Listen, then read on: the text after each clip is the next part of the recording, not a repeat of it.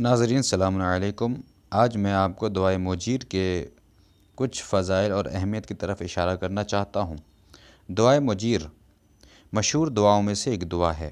احادیث کے مطابق یہ دعا جناب جبرائیل کی توسط سے پیغمبر اکرم تک پہنچی ہے۔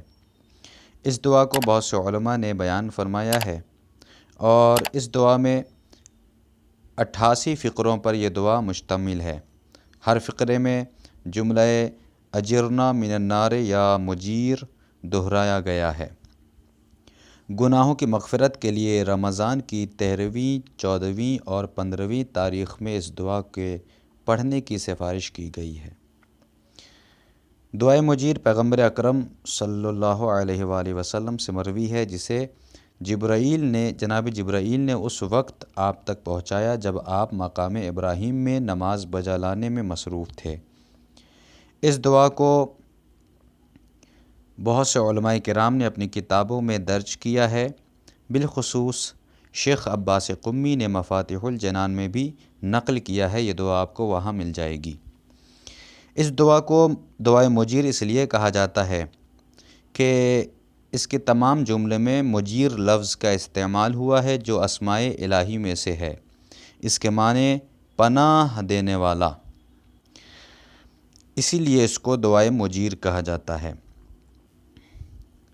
حدیث میں ہے کہ جو بھی ایام البیض یعنی ماہ مبارکہ رمضان کی 13ویں، 14ویں اور 15ویں تاریخوں میں اس دعا کو پڑھے، اس کے گناہ بخش دیے جاتے ہیں، خواہ وہ گناہ بارش کے قطروں، درختوں کے پتوں اور صحراؤں کی ریت کے دانوں کے برابر کیوں نہ ہوں۔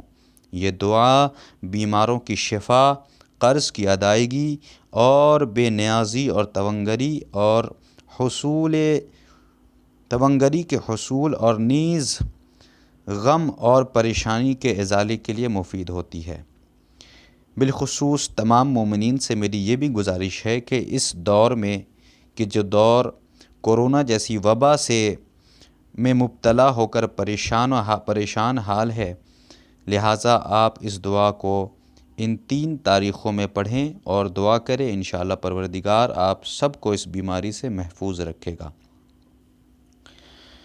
دعائے مجیر 88 فقرات پر مشتمل ہے اور ہر ایک فقرے میں 2 ناموں یعنی جیسے سبحانک یا دائم و تعالیت یا قائم، یعنی پروردگار کی 2 صفات کے ذریعے سے یہ فقرے موجود ہیں۔ ہر فقرے کے بعد آپ کو یہ فقرہ دہرانا پڑے گا، اجرنا من النار یا مجیر، پروردگار ہمیں دوزخ کی آگ سے پناہ دے، اے پناہ دینے والے۔ اس دعا کا آخری فقرہ سبحانک یا ذی العز والجمال، تبارکت یا ذی الجبروت والجلال، سبحانک لا الہ الا انت سبحانک انی کنت من الظالمین، فاستجبنا له ونجیناہ من الغم وکذالک ننجی المؤمنین وصلی اللہ علی سیدنا محمد وآلہ اجمعین والحمد للہ رب العالمین وحسبنا اللہ ونعم الوکیل ولا حول ولا قوة الا باللہ العلی العظیم۔ یہ فقرات موجود ہیں۔ اس دعا کے ترجمے اور متن میں اس ویڈیو میں آپ کے سامنے پیش کر دوں گا۔ آپ حضرات اس ویڈیو کے ذریعے سے بھی اس کو تلاوت کر سکتے ہیں۔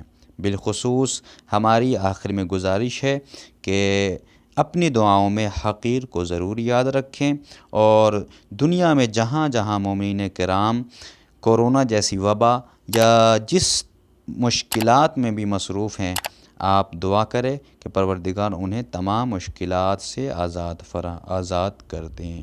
والسلام علیکم ورحمۃ اللہ۔